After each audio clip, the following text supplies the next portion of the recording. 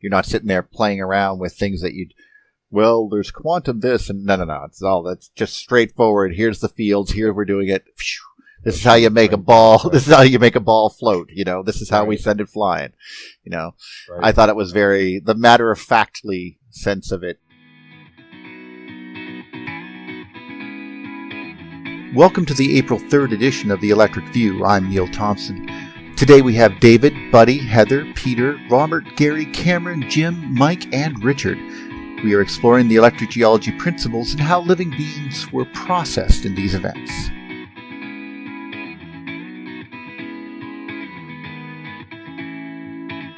Oh, sure. I was, past few weeks I was there. I guys, as you know, I was over visiting in Denver with Bruce Laybourne. And like you do. I'm sorry? I said like you do. Like I do. And, we were discussing what we were going to be doing with this rock that I was talking about earlier, as the ejecta from Upheaval Dome. And but in the meantime, we actually saw Dinosaur Ridge. And here, let me see if I can pull up, because I just posted on Electric Universe Geology a video and several photos of Dinosaur Ridge, which actually has like dinosaur prints, dinosaur bones in the striations right next to this road that you can't drive on anymore. They close it off, but you can still hike up it. And but it's right across the street, literally, from Red Rocks Amphitheater, and it looks like that whole area looks like an electrical discharge event. But one of the most really interesting things was that there was actually dinosaur footprints that were being embedded in the levels of the sediment, and they were actually preserved there, but they're actually being eroded away from underneath, I guess, from people like trying to chip at it to see it. So they've actually had to put up like some mooring and the buttresses that hold up with like iron bars and plates that hold up this sliding material.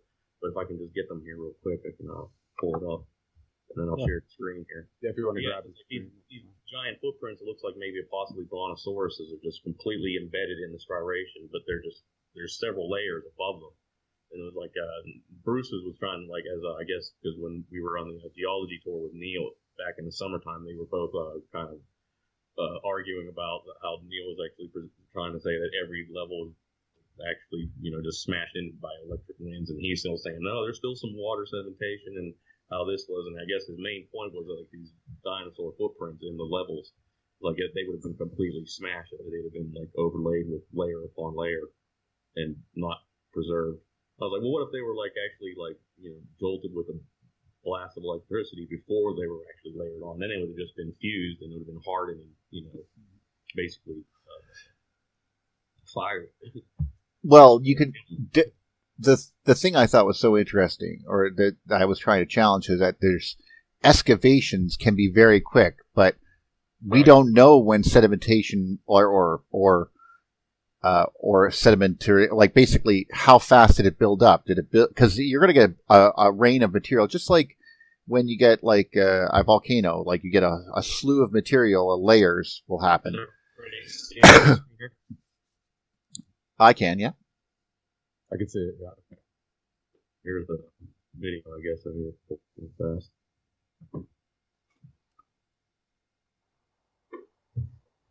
If you're all members of Electric Universe Geology, this is like the most recent posting. So you guys can just go with it at yourself. There's another rock wall like this that's somewhere else. That's in like South America. That's like a near vertical tracks. Like it's like clearly the land was lifted up. A lot of this was excavated by machine. We made a road right through this, but that curve right there is interesting, and then the etching and the pitting here, and that goes all up.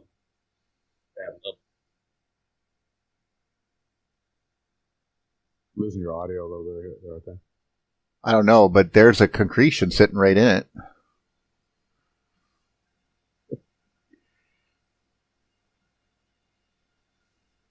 Yeah, there it is. It looks to me like it has like a big giant ring around it. Well, yeah, I would go with geode over concretion because of that ring, because there's polarity. Which, you see what I mean? That seems to indicate that it fell and then got buried in this material. But he's saying that there's tracks. But we don't know how fast this buildup occurred, like in the sense of, did it happen like here's a different layer? Like, was there like ash falling and then, here's the tracks going through it? And because they felt that this was a good time to move, it questions it for me, but at the same time, it didn't have to necessarily continue because it would take a while for this to fall and fuse.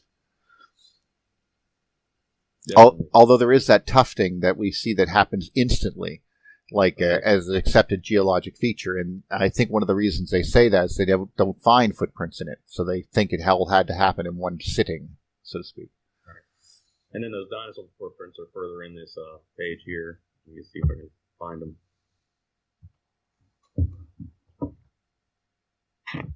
There's a few dinosaur bones in the rock, you can see. Then just the flexing of the striations. I'm trying to see here. The red rock is right across that canyon. Which I didn't put in the post. I didn't put any of the pictures of red rock itself. I wanted to keep them like kind of somewhat grouped. Is this a mine or something? This is David Brown's post. Right. Yeah. Let me go back to that one. Yeah. That one looks tight. Yeah. I've seen that several times before in some other people's posts. It's just very fascinating. That? Yeah. It's so unlikely. Well, it actually makes sense to me. I see it being protected. I see that big solid piece on the top is the lightning wants to remove more stuff around it, and it can't get it. It can go underneath to get to the soft stuff, but it has to go around that big hardened mass, which it can't lift off the ground. So yeah, how big is that? I have no idea. I think your head, if you were to stand right next to it, your head would come right to about here. Wow. If I remember correctly. Wow. So yeah, so what I see is that there's the if you look at it as a contact weld, right? Yeah, that's what it feels like to me. That's the only way I can see it work. That there's a transmutation of material. Well, it looks darker down below, but it's hard to tell. But does that make sense? Just generally, Neil, do you see that? Do you mean that this is contacted to the ground? If there was a particularly strong current, those are the two pathways of the current, right? Going into the ground that where the high intensity was, and there was a strengthening of the material because of it. Right? Well, that actually makes a little bit of sense, yeah. But it was definitely an excavation, so. But you can see when did it get when did that layer, all that layer that is removed around it, you can no longer see on that former picture, is all a certain, like that was the ground at the top of that thing. That's how what it was. You mean this one? No, the other one. This one's blowing my mind. I'm going to have to deal with. But see, the ground used to be up there at the top, and then that was a hardened layer. That was a different material than the legs of it. But all of this stuff, all of that used to be that layer, and now everything around it is gone. It's been lifted away. That's just something that was left. How? Yeah, but I mean, just lifted away. How? Electrically removed from the surface. Uh-huh. Like as in a giant lightning bolt is eating away at the surface until it's all gone. This is what's left. So we're seeing it as an image negative from a process there. Well, sure, yes, and because that's all that's left. You can see these small pieces at the side are regular weathering, but that's not what happened to the stuff around it. It's not like people carried these off or something. It's not like, but everything was like lifted away. It could have been all in a big massive event. Or it could have taken a bit of time in the sense that it could have been like a storm, if you know what I mean, like kept on eating. But the voltage determines how deep it can eat. So it could only eat that far down. And the current of the entire thing would basically be how far off into the distance does this go before you find that darkened landscape still there? Like, there's actually videos of this happening, simulated. Oh, really? Yeah, let's check it. Yeah, it's actually in the theaters right now. The movie's called A Wrinkle in Time. All these ideas that we keep giving out for free are being usurped by Disney, and they are putting them in all of their shows. And the space Nazis. So, yeah. No, I'm just making stuff up. You can also see it in the newest Ice Age. They do exactly what you're talking about, Neil, in the newest Ice Age as well. So there's two good visual representations where you can see the narrative of what we're talking about in actuality. They've spent millions of dollars on CGI to make it happen, and that's where it's at if you want to see it. Cool. To me, I just see leftovers of I mean, I don't know how long it took to build from those two little stubby legs, and imagine the entire ground there all the way up to that first layer, and then why is there a different layer on top of that? And this is my mind, and I would assume, but I could be wrong, that the first was a layer that built up, and then there's another layer, and we could find tracks on certain layers that we can determine took time between deposits. But like I said, this is not a deposit. This is the remainders of an excavation. So it was, and it was obviously a violent one. Oh yeah. Well, there's no rocks around it. Like if it was water, there'd be rocks around it. That's your conjecture. Well, I mean, see that there's really nothing around it except for these little tiny pieces. Yeah. That's from regular erosion in the last thousands of years or whenever since this event occurred. But all the event before that, I mean, the sand is the remainder of that. Like literally, it'd be torn to little tiny pieces. Anything that could be picked off of that would be lofted skyward during that event, whenever that happened, and then it would rain down somewhere else in a very horrifying way, as like welded tuft, and it would become land.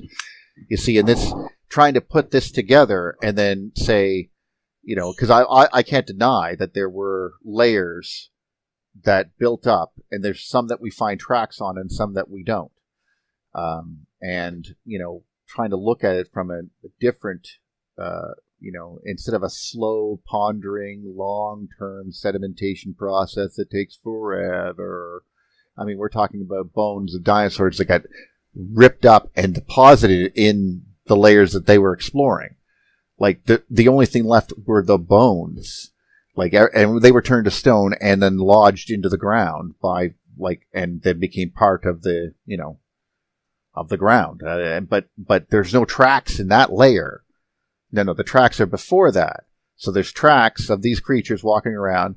Then suddenly we find their bones above that. Because here's the tracks that they were going across, say, an ash field during some horrifying event. They're like running for their lives, and then something comes, rips them up, tears them to pieces, deposits them in and amongst this layer, and then we find tracks of other animals above it. So we know that was one event, so to speak. And we see the same thing when we look at right around here in a place called Joggins Cliffs. We find trees that go up through, and then they're snapped off at a certain layer. So this is when that occurred. That all happened in one event. So you have to suddenly time this, and there's no way of going through it and say, well, according to our calculations using radioisometric dating, we determined that this was 240 million years ago. And in my world, that's well, yeah, but they talk about these events in stories. So chances are this is a lot within human memory, some of this stuff, and we no longer have any ability to judge the age of any rocks. It's all conjecture. Part of the narrative is this, that whole dating thing. I think just as far as getting something together where we have a quick narrative to say, this all this dating stuff is very dependent on homogeneous time going backwards and Yeah. Here's where sorry to jump in. No. Here's where you can actually see the dinosaur tracks itself, where it was meshed in through the mud. And then there's another one here. I believe there's one there. There's another one up in this area here, but it's kind of covered. But I noticed some etching up here, so I was thinking that maybe it could have been just like completely solidified, and then that's why everything could have been landing on it. Because this is further down the road, closer to the highway. You have to actually hike down the hill from where the earlier photos were in the video Bruce. That was up on higher layers. Gotcha. Yeah. That's fascinating. So they were walking through some crap going on there. Obviously, did not. The stuff below it is like mud. Okay. There's one. A really good one. But the stuff that fell was welded. Like, that was tough. If you know what I mean? So this means that there's, like, these things are walking across either through a mud layer or through whatever. And, they're having having a great time looking for water. Or they're running for their damn lives. I don't know when, like, that mud happened. So we don't know about the mud. But we do know that the rock came down and said, ta-da! So if any animal that got stuck in that was getting hit by incandescent stuff, and, it was probably dying or was electrified and then blown to pieces and then lifted away, which seems to somehow be the case in certain events, which is, all of this is very fascinating. And obviously it wasn't solid. It was dried out after, like baked like clay because of the hot stuff above it. Yeah, that's what I was saying. Notice the pitting up there. There's some scale. I put my hand in there. Well, that blows my mind that you're holding your hand where a dinosaur once walked. And but like I've said before, it's, there's 3 I've given up on thinking, statements in my mind, and they're, aliens did it. Yeah, you could see it. Yeah. But yeah, it's aliens did it, God did it, or it took millions and millions of years. And they're just like, they're like giving up in a way. I mean, argumentatively, it's just like basically, you might as well just walk over and go, it was magic. Oh, okay, thanks. And this is Red Rocks. I'm sorry, I did put a couple of them in there. The Red Rocks amphitheater is just a little bit over to the side here, but these were just hold up either or just drop down, or you can't tell, but doesn't look like they really belong there for the rest of the terrain. They just look completely alien. Well, you should see stuff that got lifted up and moved. Yeah. I mean, the Matterhorn mountain, the actual rock itself, is completely opposite of all the layers around it of the Alps. Right. It is as if it has been lifted up from the ground, pluck, and then as a mountain dropped, really? Upside down. Wow. Yeah. Yeah. My experience, electrocuting stone with high voltage electricity, it produces a diffusion limited aggregate pattern on there. Has anyone ever witnessed any of these anywhere on any stones? I mean, I have pictures of them to show you exactly what they look like. This is high voltage electricity, what it does to stone. So it should technically be in the stone if this theory is somewhat correct. I mean, I doubt it's going to wash away. Even if it does wash away, there should still be some remnants of the pattern.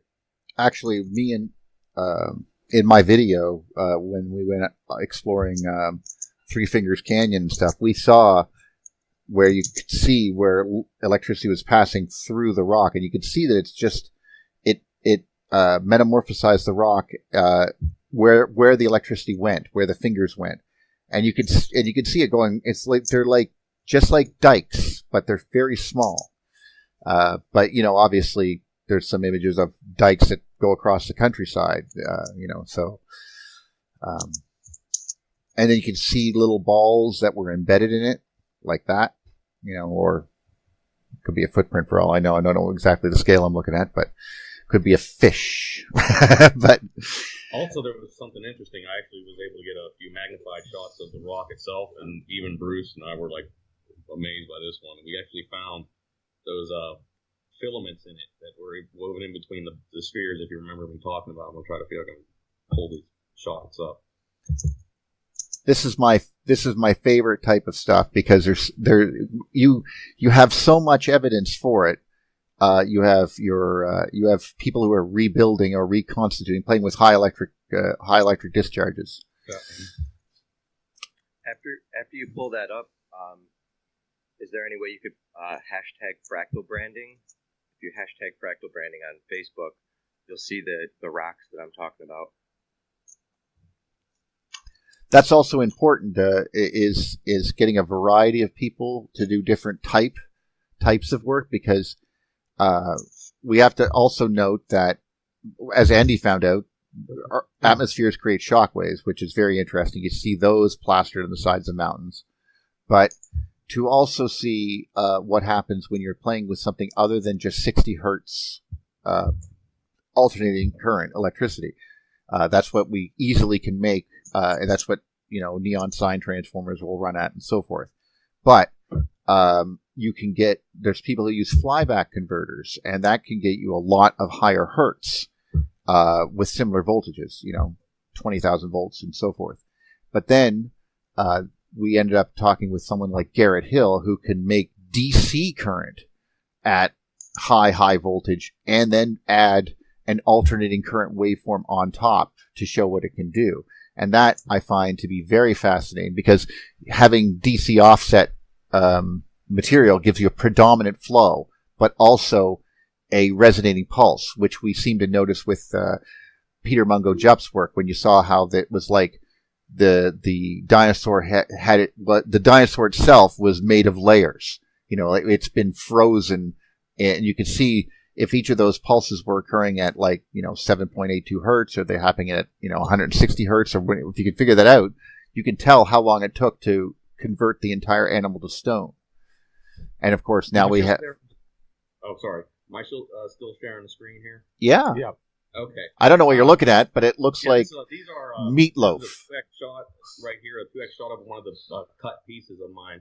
It was just one of the scrap cut-off pieces, but as we were just putting it it was small enough to fit under the microscope, we took several shots of it, and we noticed this right here, this little piece here is actually like a filament of some kind in glass, and I'll blow it up here to 4 and 10X here in the next 2 shots, and we'll start to see what I mean. This is 4X. There's the filament right there. It wraps all the way down. And these are actually like little glass spheres of that announcing that are fused together with some calcite, basing on the strata level that they blew out of. This is already blowing my mind, because there's other people who have mentioned. That's 10X. What is that thing? That is like a filament of some kind in the rock. And I've shown, this looks, I don't know if the light is trapping it differently, or it could be blue, or this actually could be like a metal filing, but I was unable to remove it completely from the stone. And there were a few other shots here where there actually looks like just glass hairs woven in between these spheres here. They're all fused together, like I said, at one point. So whenever you're trying to cut it, so you do a field test, you just bust these balls right here at one little small point, and you can do a field test, and it'll show like a hardness of like a 3 or a 4. But if you try to cut through it with a blade, and you're going through all these things, it wears out your blade. It has a hardness of an 8 or a 9. And that's pretty intriguing to process this stuff. But as soon as I saw this shot, I'm not sure if it's part of the filing from the blade itself, or if it's actually a glass filament, because I've seen several of these before, and I've got to find the other shots, but these were the most recent ones. What would you say is the size if you were going to This go? is an 10X shot right here. Yeah, but what, like the linear size upon the sample that I had on the slab itself was about the size of your pinky finger, only a little bit thinner, because it was just like a shaving of the cutoff piece, but it still had the outer crust, and that's why I wanted to take the shot. I wanted to see what was like an in situ area, not really cut. But it could have been like a one that got blown off. I don't know, from all the spinning and got wedged in there, but I can't really confer. But that is just interesting as hell. I don't see how that could just actually be an iron filing on the outside crust wedged into the core. I mean, it looks like it's getting embedded in there, so that's why I probably couldn't remove it. There's a part of me that is that when I first heard the theory, of like this guy was calling things either mud fossils or talking about parts of beings, like this rock is actually a giant's foot, and here I can prove it, type of thing.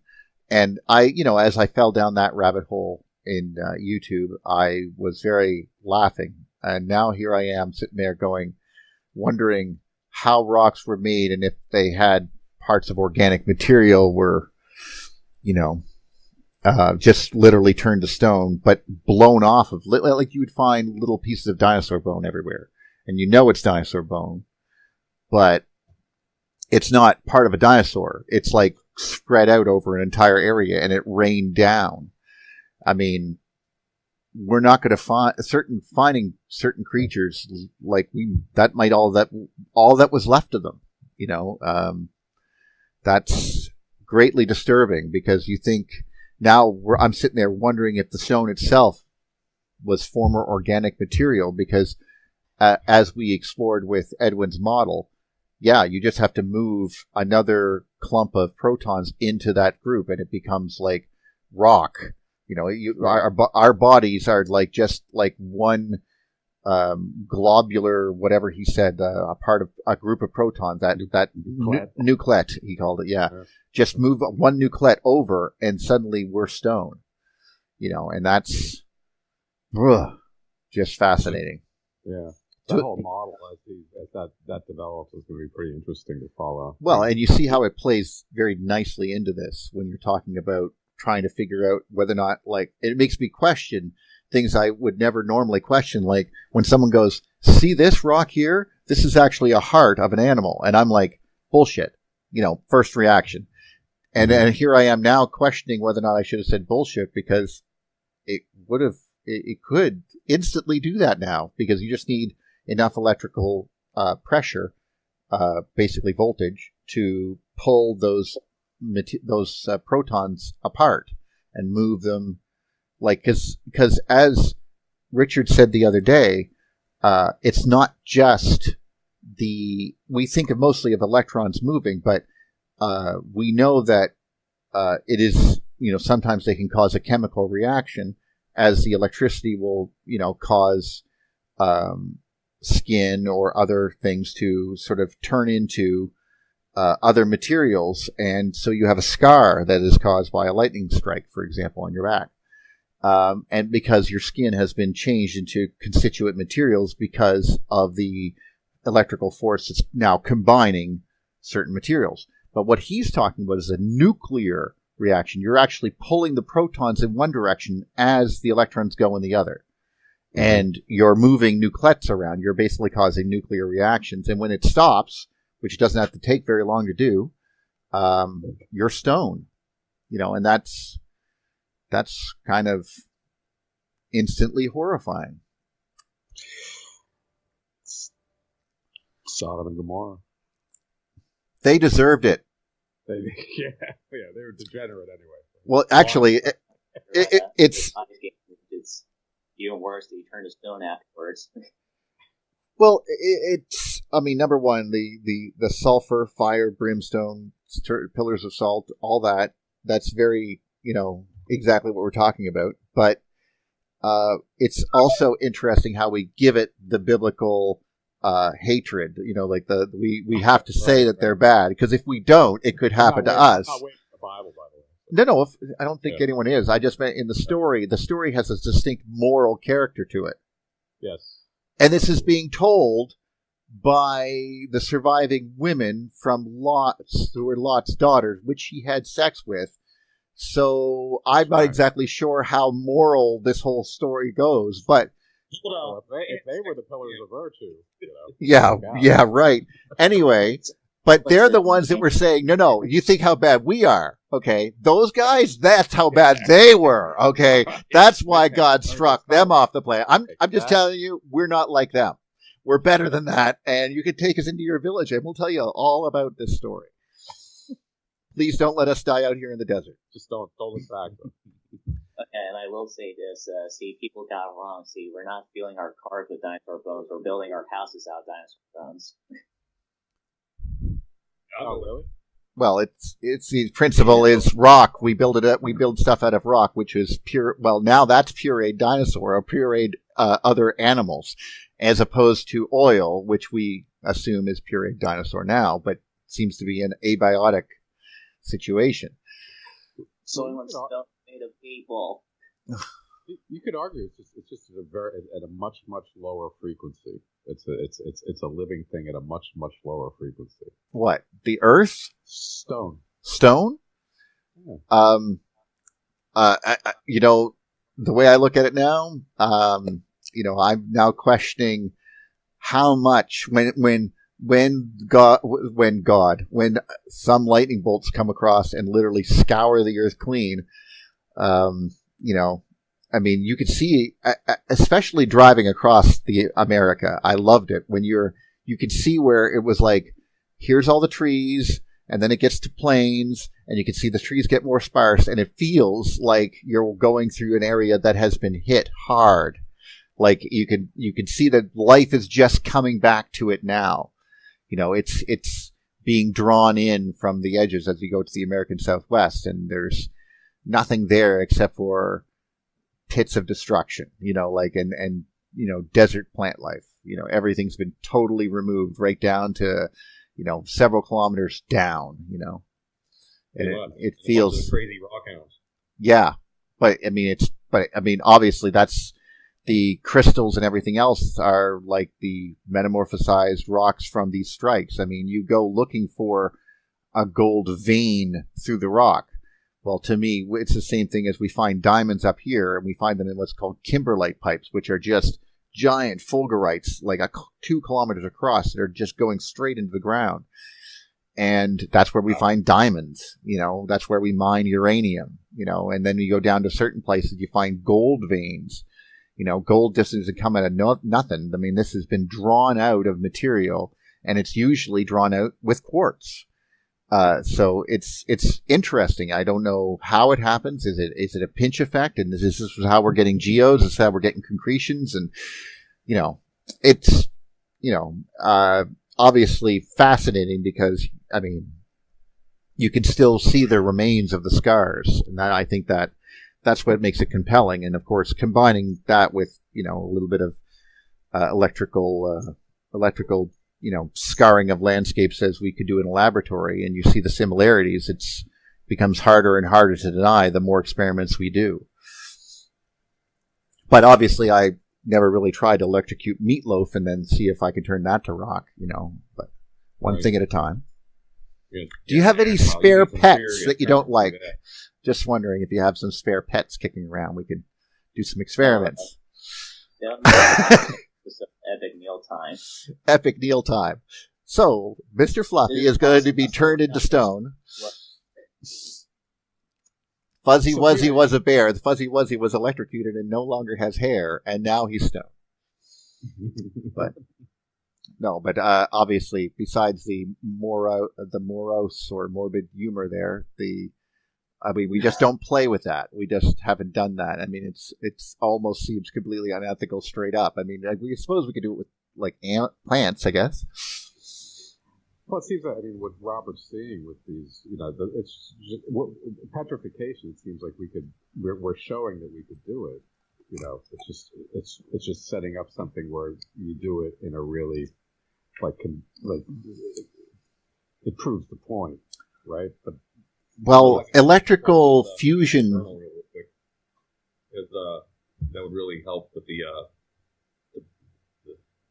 evidence for the petrification, because they actually go show where this thing actually hit the plant that was there, and we're trying to get a hold of the power company now so we can actually get on, or at least do something, get a report or something, where actually can go see the site, get permission.